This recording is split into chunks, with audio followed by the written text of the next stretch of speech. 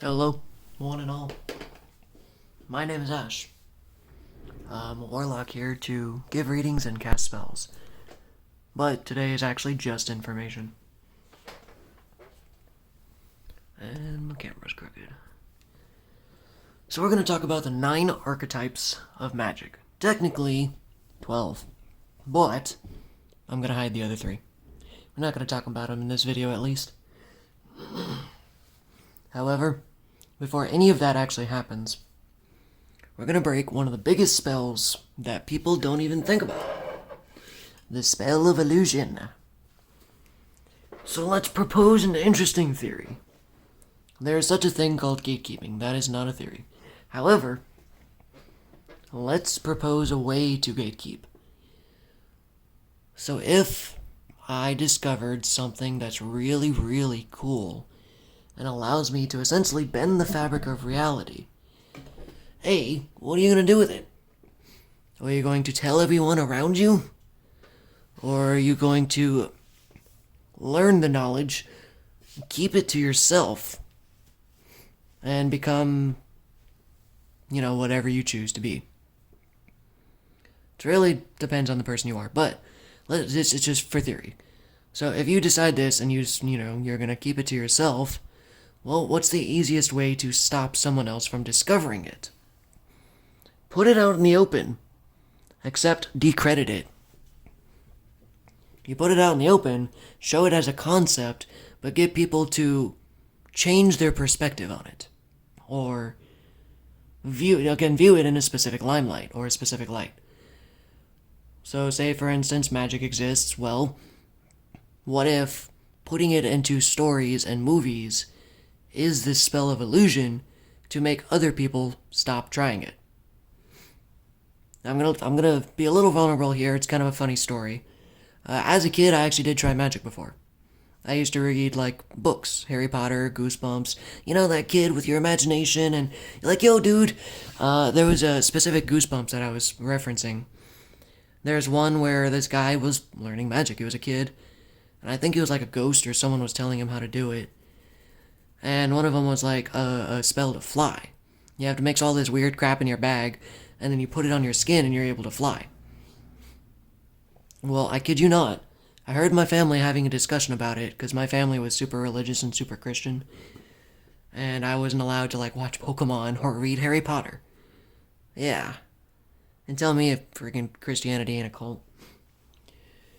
So I remember this one night, I was actually reading the book, and I was like, yo, dude, I want to fly. So I'm actually collecting the items to cast this spell. Little me as a kid. And somehow I hear the fight going on outside. My sister telling my parents I shouldn't be able to watch or read Harry Potter, because it has to do with witchcraft. And my dad's like, oh, get over it, whatever. Or maybe it was vice versa. I think my sister was trying to help me and my parents were arguing. Either way, there was a fight about me practicing magic. They're like, oh, just because you're reading a book doesn't mean he's going to try it. I don't see him over there practicing magic.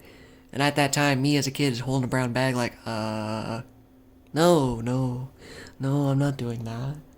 Well, there's the witch wound right there. Something we've been talking, or actually we've never talked about it, but it's something I've been researching.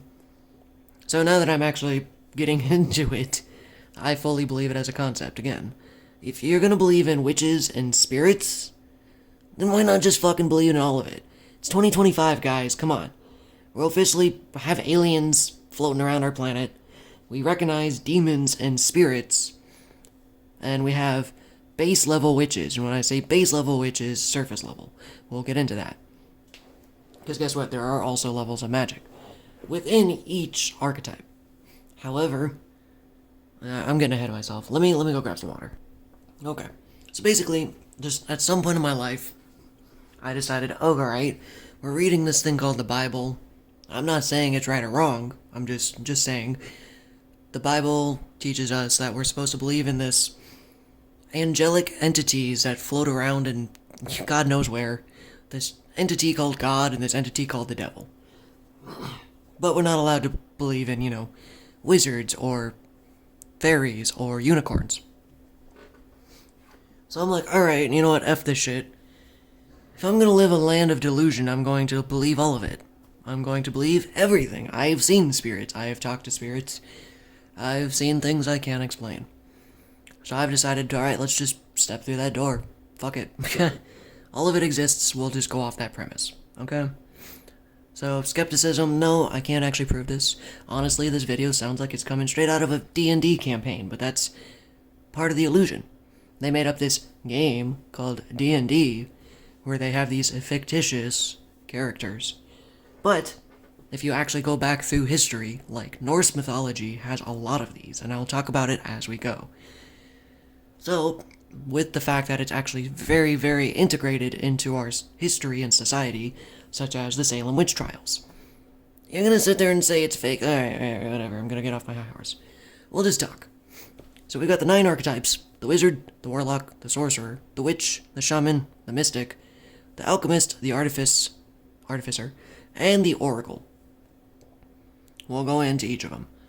This one is kind of to explore yourself and decide or see what you resonate with. Another little tidbit about me. My intro: hello, my name is Ash and I'm a warlock. That's because a warlock just fit.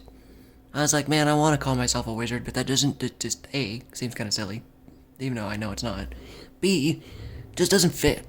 I really felt like I matched with a warlock. We'll get into that.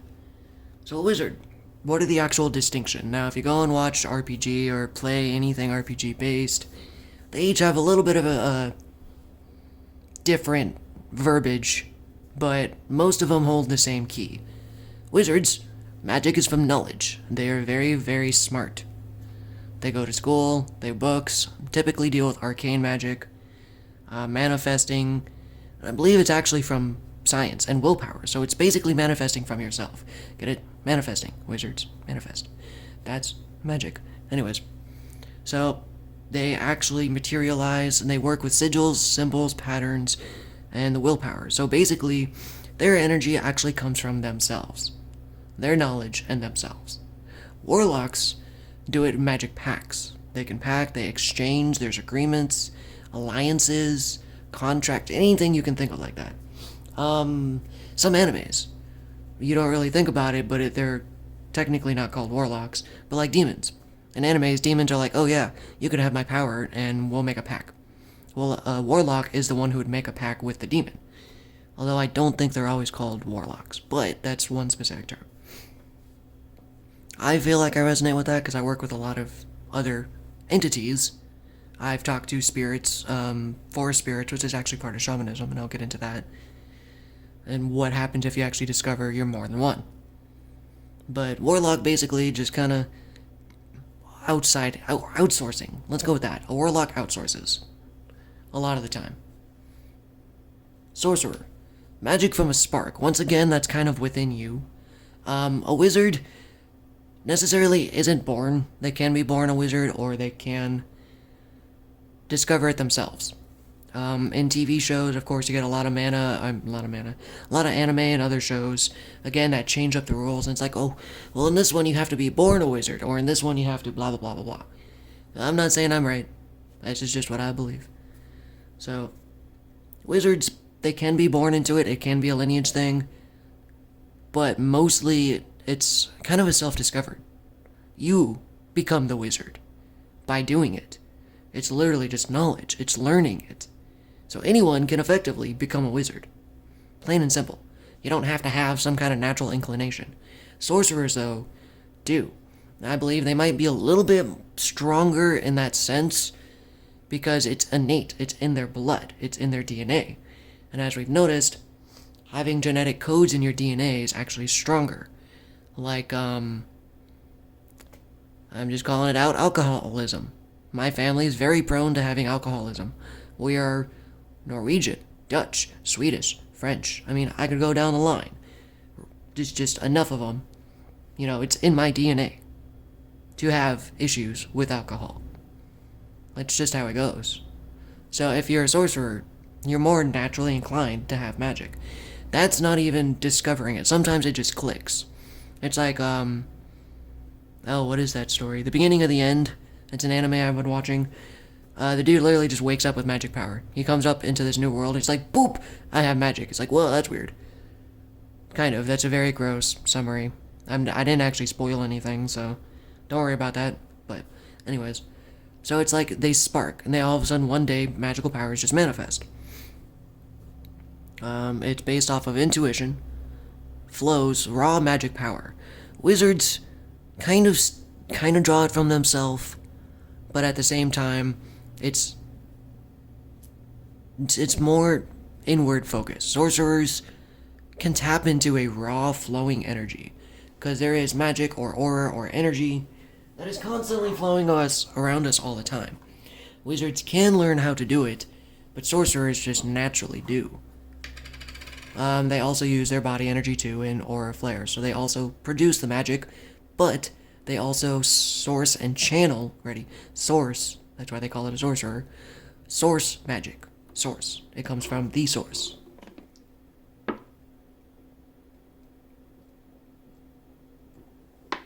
Wow. I'm getting parched. Witches. Witches are the most common one. Even in this current day and age, we have witches. We have modern witches. I mean, you can hop on TikTok. There's a whole freaking thing for witches. They typically tend to be, and a lot of the reason most of these are actually similar is because guess what? Magic comes from the same source. We just split it into different fingers, if you could say. So on this finger, we have a witch. They tend to do with nature. You know, herbs, and whenever you see a witch, you think of the witch in the forest, you know, a forest witch. Typically. So they work with liminal magic. I need to look up that word. But nature, time magic, like cycles of the planet, cycles of the moon. They use tools. They mix, it's kind of a fusion of alchemy and shamanism almost, because you have tools. Just like a wizard, you use formulas, you use spells, you use sigils, you use tools, but it's tools. You can actually craft your own tools, and that's what wizards also do. So some of them are actually branches, just like religion, they're branches from other arcane types, or archetypes. So the witch basically is most of them see it as a female version of the wizard, but the Wiccan, I guess you want to say, or the current version of a witch, does use a little bit different magic. It's not the same. It's not quite the same. Maybe I just used the wrong word. It could be Wiccan, whatever. But witch magic typically tends to do with nature. And it's a little more stable and reliable. Wizards, there's that joke about the spells constantly blowing up. Well, it's a science. You use formulas, and it actually comes from alchemy. But, we're getting to that. So, wizards, again, it actually can combust. It's A plus B equals C. Oh no, that was not right. We messed up B, let's go back. Witch magic is just like A plus B equals C, kind of. But, because it's from a different place, a different space, the magic is different, so it doesn't blow up if it's wrong. It's just, you get a different outcome. It didn't exactly happen, or it just kaputs. I'm sure, anytime you play with magic, it can go kaputs, or backfire. That's something else. Shamans. Now, these guys are some of my favorite. They are some of the coolest motherfuckers I have ever met. They, very spiritual. They are more into nature than any of the other religions or archetypes, in my opinion. Oh, I didn't even put voodoo up there. I guess voodoo's a religion. Voodoo magic falls under witch magic. Okay, anyways, as I was saying, there's subcategories beyond the subcategories. So the shaman, though, whenever you say shaman, of course, typically I think of Inuit people or Native Americans or those, you would want to say, predated societies. But that's because they were more in touch with nature. I'm going to go off on a random tangent here. Eating animals is not bad. It's what we do to them to make them ready to be eaten. That's the problem. Shamans, native people, used to ask God, ask the land, or ask the animals themselves, hey, we need food. Please, can we have food? There's literally been times when God sets aside, or animals come forward and say, yes, take us. Please let us nourish you. They are volunteering. That's part of being a shaman, is knowing nature. They used to eat buffalo. They killed the buffalo. Even though they understood nature's important. Nature is alive. They were still allowed and able to kill and eat and use their fur and pelt. But the thing is, it was in balance with nature. It was a mutualistic transaction. Because then they also helped heal the earth. They helped heal the animals. They helped take care of the lands. As it says, spirit journey walks between worlds, retrieves wisdom, heals souls, soul level wounds, and soul insight. So they were very, very smart, very, very intelligent. In fact, I think they also knew the Akashic Records. So these people tend to, in my opinion, be stronger with magic.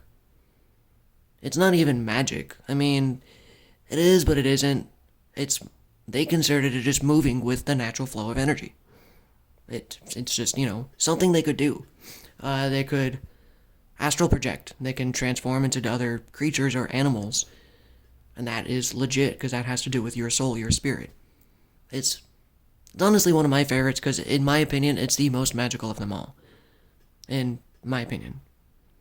I mean, obviously, some people think shooting lightning bolts at you that's magic, but being in tune with the world around you, that's magic. So, shamans, badasses. Mystics. Mystics derive from dissolving themselves into something greater. What does that mean? Well, that kind of goes back to the sorcerer. Now, mystics, I believe you can learn. You don't have to be born into it. You don't have to read it in a book. I mean, although books definitely help, because knowledge is knowledge. But it's more or less kind of like a sorcerer where you channel source. You plug into a primordial energy, and channel from that energy. Gaining wisdom, gaining knowledge, gaining things you shouldn't be able to see. Things you shouldn't be able to know on a 3D plane. Instance. So whenever I say it's dissolving into it, maybe it's like a specific energy. Sorcerers tap into just the energy and mana and stuff around it. Mystics can be like, okay, well, there's this magic energy flowing through the land. I'm going to tap into it and actually pull forward certain information. It's like a sorcerer advanced, almost. I mean, sorcerers can do the same thing, but in my mind, it's more still kind of drawing the power from yourself, even though you're tapping into something else. The mystic is more or less not tapping into it, but being it. For a temporary or permanent time. Your body, your vessel, is actually channeling this energy, either constant or just from time. Because, constantly channeling it does kind of burn you out.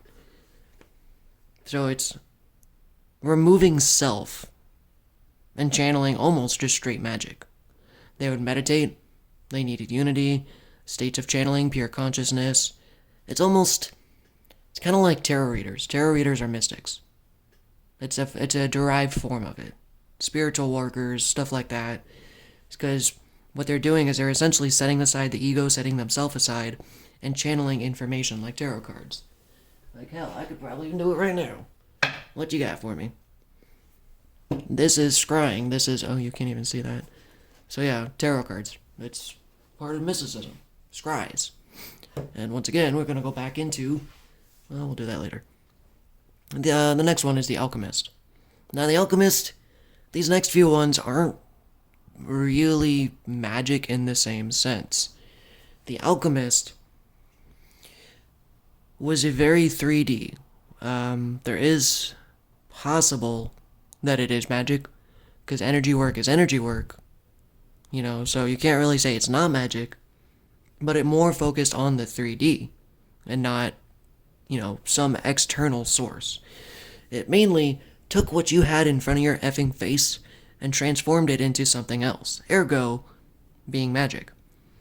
Because people just naturally couldn't think of that. It's like, whoa, that thing was a rock 5 seconds ago, why is it an apple now? Like, what the hell? Now, there are things that's when it's perceived as magic, but it's actually really based off science and kind of wizards. Alchemy, I believe, actually... Nah, I can't. I think wizardry actually came first.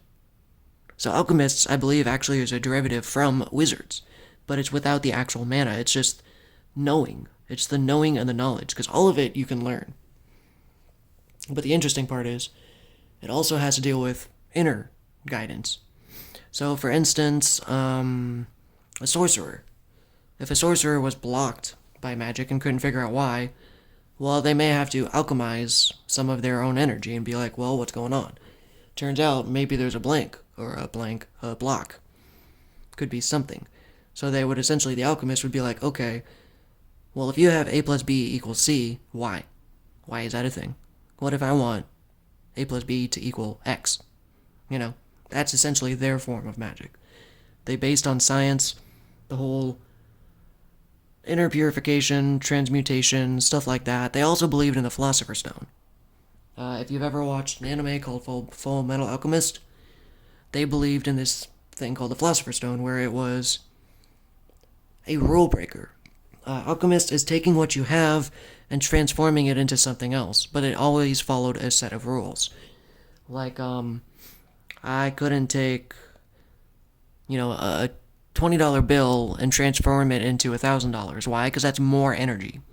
Energy cannot be created or destroyed. It could just be changed into a different shape. However, alchemists worked on breaking that rule, because the Philosopher's Stone contradicted that. That would be able to freely flow energy in any form or shape you wanted. Which kind of is what wizards do. Because now they're just taking it and turning it whatever the hell they want. There is a magic spell to say turning lead into gold. It's possible with actual magic. It's just the alchemist is more, again, the 3D, the science-based version. Now, in the other show, they actually did use it as magic, and they could transform and change things, and because it gets to a point that it looks magical. Like being able to shift something into something else. A shapeshifter is something a mind cannot perceive, so it seems like it's magic. I'm not saying it's not. It's just not as mystical as you would say the others. The artificer, though, that one's kind of interesting. It's kind of both. It's like a wizard and an alchemist together. What is really the difference between them, I can't tell you. But the artificer would craft magical items, make tools, enchant tools. So again, it's kind of like witchcraft. It's kind of like wizards, and it's kind of like an alchemist.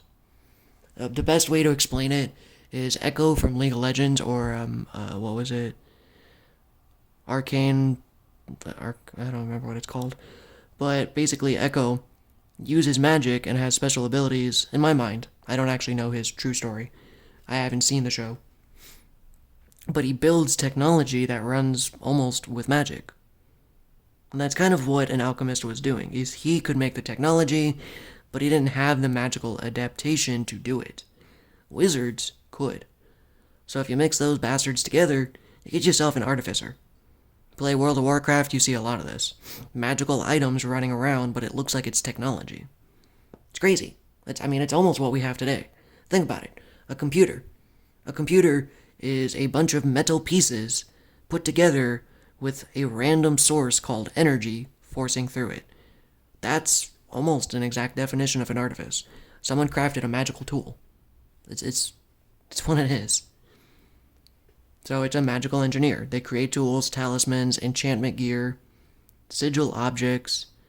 Now they don't go out and be like, pew, I shoot lightning out my hands. They don't do that. I don't know if they actually still can channel mana or energy. Maybe they just find ways to imbue the energy into the items. Or using a magic that already exists. Because again, the alchemist, I don't believe, can actually channel mana or magic itself. So the artifice is the alchemist leveled up, in my opinion, who learns to use magical items and magic, but still can't quite channel it. Now the oracle is kind of the same thing as a shaman, in my opinion. The oracle, those are particularly for scrying. People they tried to use in the future, and we actually have those in history. Every religion has one, typically. The shaman. The shaman used to be a version of an oracle, the scry. Shamans could also somewhat see into the future, quote unquote. Mystics do the same thing. You used to have Nordic mythology. They had mystics, possibly even sorcerers.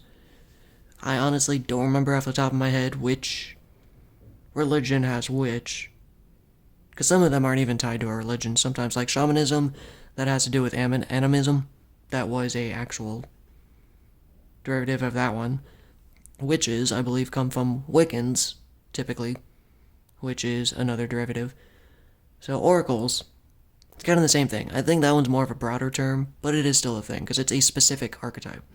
These ones use sight magic, sees the truth, hidden patterns, behind the veil, shadow of fate, energy flowing, divination, trance, cleric magic, shadow revelation. So it's again kind of the same thing as a mystic, but very specific, very, very focused.